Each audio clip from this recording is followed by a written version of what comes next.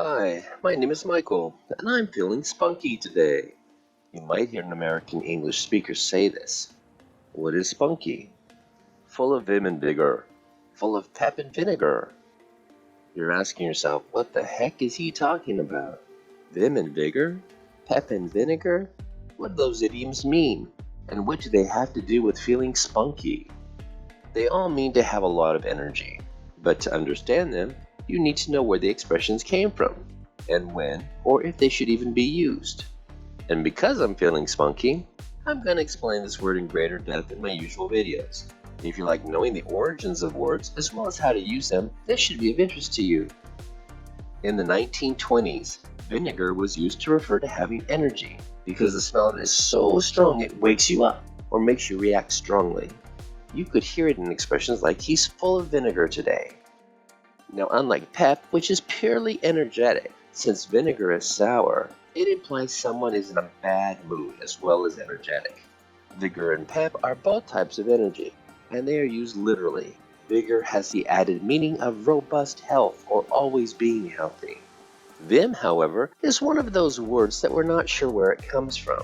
Some linguists believe it comes from the Latin vis, which means strength or energy, while other people think it was simply invented or made up, because you don't really hear vim in many other phrases.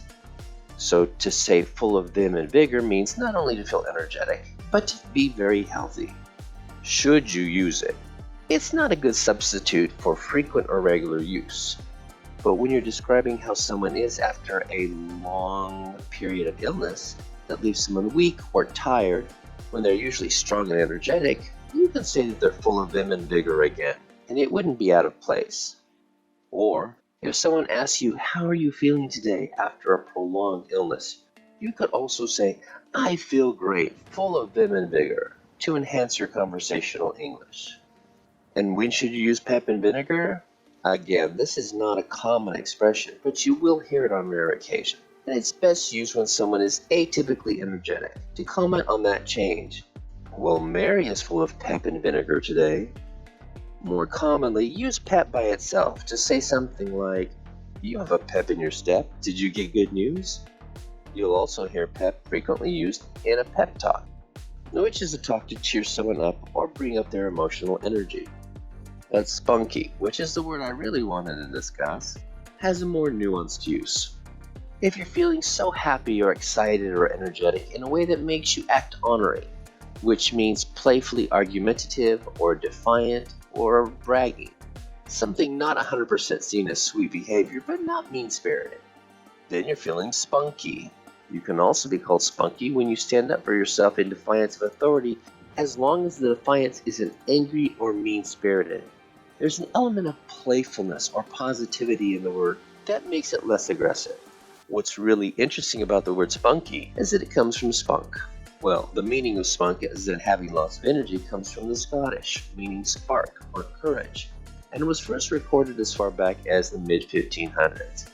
But another meaning of spunk that you may come across in American literature or hear spoken in vulgar conversations with older people was first recorded in the late 1800s, a vulgar use associated with how someone behaves when they are sexually unreleased. It became a common slang for semen or sperm, the male sexual fluid. Once someone released their spunk, they were often out of energy.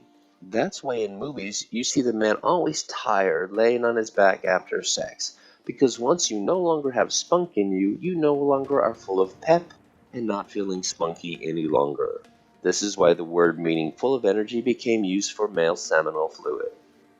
And remember, while being peppy can be great because you have lots of energy, being spunky can get you in trouble if you defy the wrong people, especially your parents or teachers or me. Don't forget to subscribe and see you soon.